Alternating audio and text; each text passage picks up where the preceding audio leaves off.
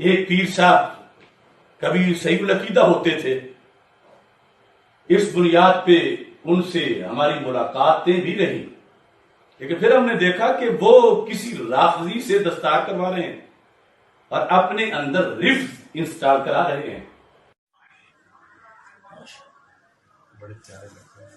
نحمده ونصلي على رسول الكريم، اما بعد فاعوذ بالله من الشيطان الرجيم، بسم الله الرحمن الرحيم، ومن شر حاسد اذا حسد، صدق الله العلي العظيم، ان الله وملائكته يصلون على النبي يا ايها الذين امنوا صلوا عليه وسلموا تسليما۔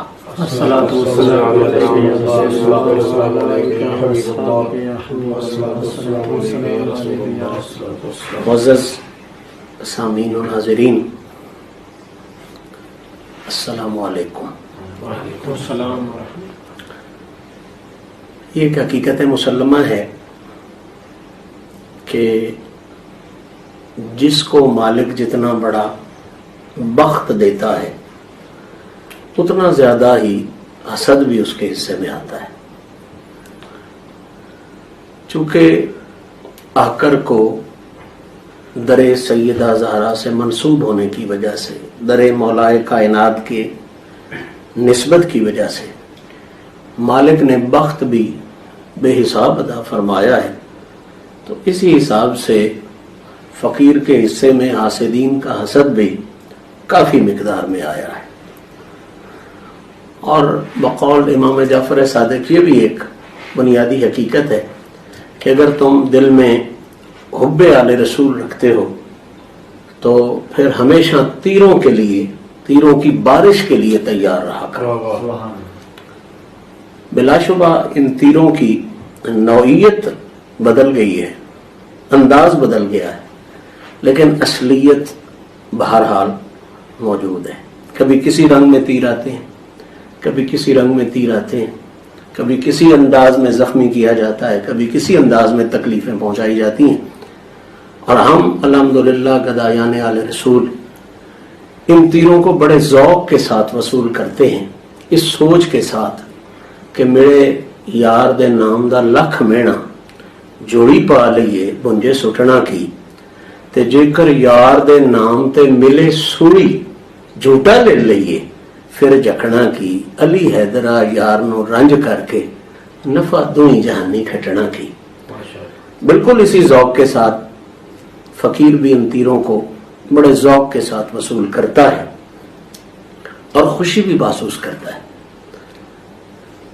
آج کل خاص طور پہ جو تیر فقیر کے حصے میں آ رہے ہیں، اظہار افسوس کے لیے نہیں، اظہار تشکر کے لیے، ان میں سے ایک دو کی نشاندہی کرنا میں اما بنعمت ربک فحدث کے تحت سمجھتا ہوں کہ مناسب رہے گا، تاکہ کچھ لوگوں کو اس حوالے سے ضروری معلومات مل جائیں۔ باقی یہ بات سچی ہے کہ جو آپ سے پیار کرتا ہے اسے صفائی کی ضرورت نہیں ہوتی، اور جسے آپ سے بغض ہے اسے آپ کی دی ہوئی صفائی فائدہ نہیں دیتی۔ سبحان اللہ۔ جو خاص قسم کے زہر آلود اور تیر اس وقت فقیر کے حصے میں آ رہے ہیں، اور وجہ بالکل وہی ہے، حب اہل بیت والی اور ان کے صدقے سے ملنے والے بختوں والی۔ ان کے حوالے سے میں یہ عرض کر دوں کہ چونکہ آج کل سوشل میڈیا کا دور ہے تو تیر اندازی بھی اسی میدان میں ہو رہی ہے۔ کچھ عرصہ قبل ایک ویڈیو جو میں نے خود شیئر کی، اس کو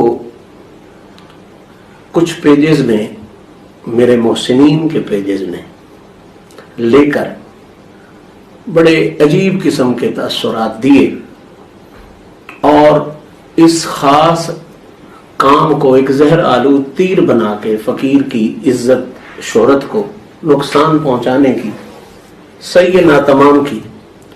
وہ کیا تھی کہ ایک ویڈیو کلپ ہے، ایک فوٹو ہے، جس میں ایک صاحب جو کہ حوزہ علمیہ نجف، جس کو آپ نجف یونیورسٹی کہہ لیں، وہاں کے پروفیسر، وہ میرے سر پر کالے رنگ کی دستار کو درست فرما رہے ہیں۔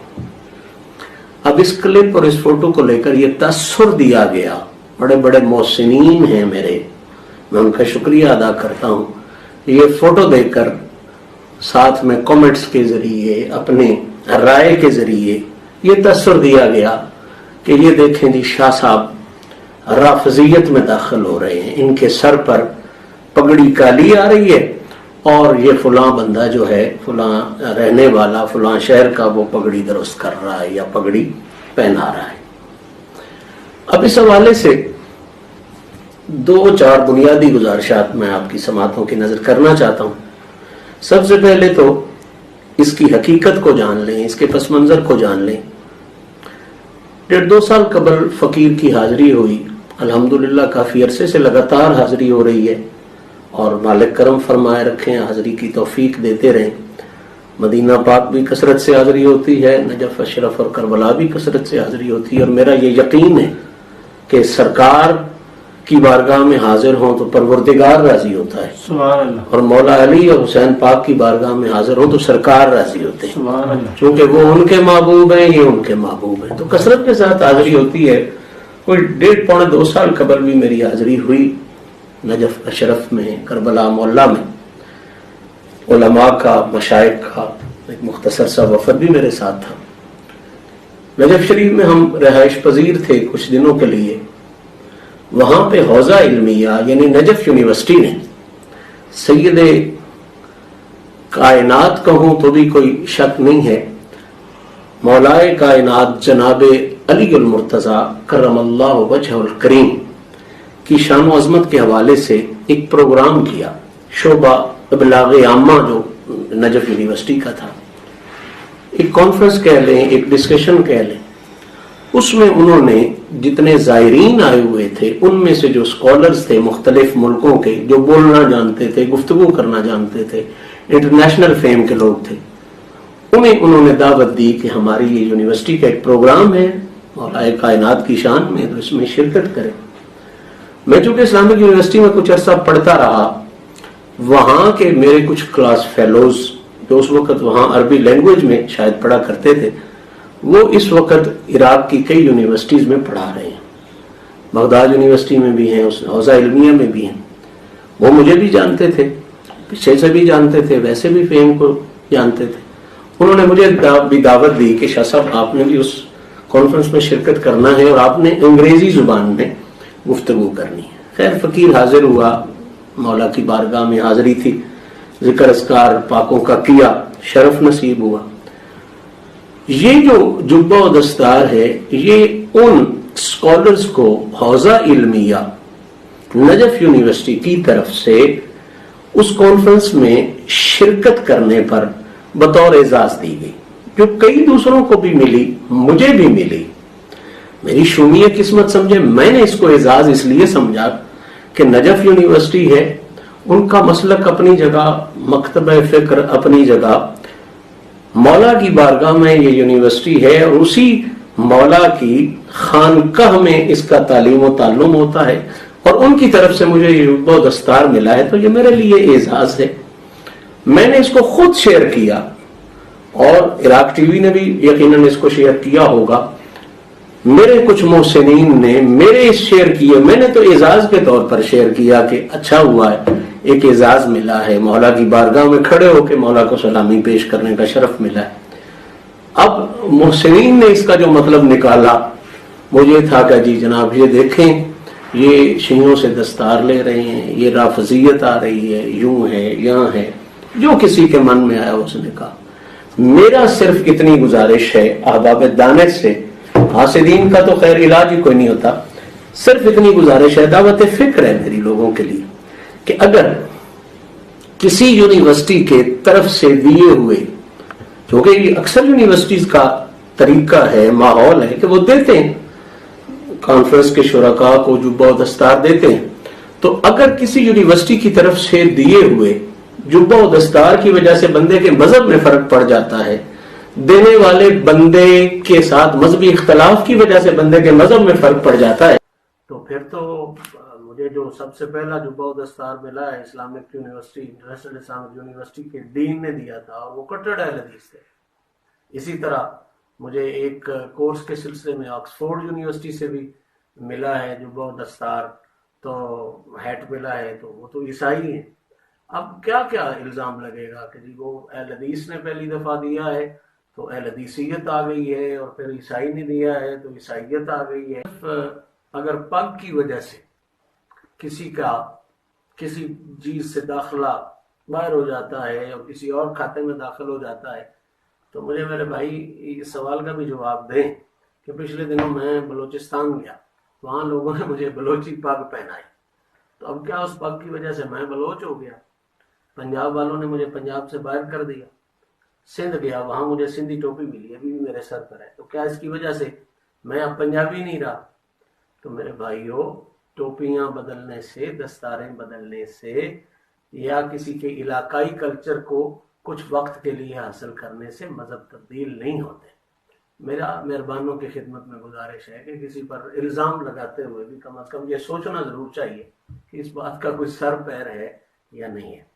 یہ بات میں اعلان کر دینا چاہتا ہوں کہ فقیر الحمدللہ مشائخ چشت سے منسوب ہے، سلسلہ عالیہ چشتیہ میں ہم ہیں، خواجہ غریب نواز کے غلام ہیں، اور الحمدللہ ہمارا عقیدہ بھی وہی ہے جو خواجہ غریب نواز کا عقیدہ تھا. یعنی آقا پاک کی ذات، حضور کے اہل بیت اطہار، حضور کے سارے صحابہ پاک، حتیٰ کہ حضور کی ہر نسبت کا حیا کرنا، یہ ہماری گھٹی میں شامل ہے. ہاں ایک بات ضرور ہے کہ چشتی ہونے کی وجہ سے نسبتاً بھی اور مشہدی کاظمی ہونے کی وجہ سے نسباً بھی میرا مرشد خانہ بھی علی ہے اور میرا نسب کا مرکز بھی علی ہے. اور خواجہ غریب نواز کے دیے ہوئے سبق دین نست حسین کو ہم نے یاد کیا ہوا ہے، اور سب سے زیادہ تعارف اور پہچان ہماری یہی ہے کہ ہم در سیدہ کائنات کے گدا ہیں. ایک اور بالکل تازہ تیر تیار کیا گیا ہے فقیر کے لیے. پچھلے دنوں یہ اسی مسئلے میں حرمت سیدہ کائنات کانفرنس ہوئی چھالے شریف میں. وہاں پر چونکہ ساری گفتگو ہو رہی تھی ڈاکٹر اشرف آصف صاحب کے حوالے سے، میں نے بھی کچھ گفتگو پیش کی طبیعت کی خرابی کے باوجود. ایک شعر میں نے پڑھا جس میں امکان خطا کا لفظ استعمال کیا میں نے، اور جلالی صاحب کو مخاطب کر کے سرجنش کی، اپنے دکھ کا اظہار کیا، اپنے تکلیف کا اظہار کیا، چونکہ انہوں نے سیدہ کائنات کے بارے میں ایک ایسا جملہ بولا ہے جو کوئی بھی مومن کسی صورت میں برداشت نہیں کر سکتا. اب بلا شبہ وہاں پہ جو گفتگو اس امکان خطا کے لفظ کو لے کر یار لوگوں نے ایک طوفان اٹھانے کی کوشش کی، اگرچہ وہ اٹھ نہیں سکا، لیکن پھر بھی میں عرض کر دینا چاہتا ہوں تاکہ جو مطمئن ہونا چاہتے ہیں وہ مطمئن ہو جائیں. گولڑا شریف والے حضرات کو ابھارنے کی کوشش کی کہ اس نے حضرت شاہ صاحب کے خلاف بات کی، وہ جانتے تھے جو کہ حقیقت کو موجود تھے، انہوں نے اس بات کو کوئی اہمیت نہیں دی. بہرحال میں گزارش یہ کر دینا چاہتا ہوں کہ چونکہ اس وقت خالصتاً گفتگو اشرف آصف صاحب کے حوالے سے ہو رہی تھی، اور ان کا امکان خطا 1400 سال سے جو امکان خطا کا تصور ہے اس کی مخالف ہے، ضد ہے. 1400 سال سے جو امکان خطا کا تصور ہے وہ بغیر وقوع کے ہے، اور یہ اشرف آصف صاحب کہتے ہیں کہ امکان خطا جو ہے وہ وقوع خطا کو لازم ہے. یعنی ان 1400 سال سے نظریہ امکان خطا کا اور ہے، اشرف آصف صاحب کا اور ہے. اور اس وقت مخاطب چونکہ اشرف آصف صاحب تھے تو جو امکان خطا مراد انہوں نے لیا ہے اس امکان خطا کی بات ہو رہی تھی اور اسی کا تذکرہ کیا گیا.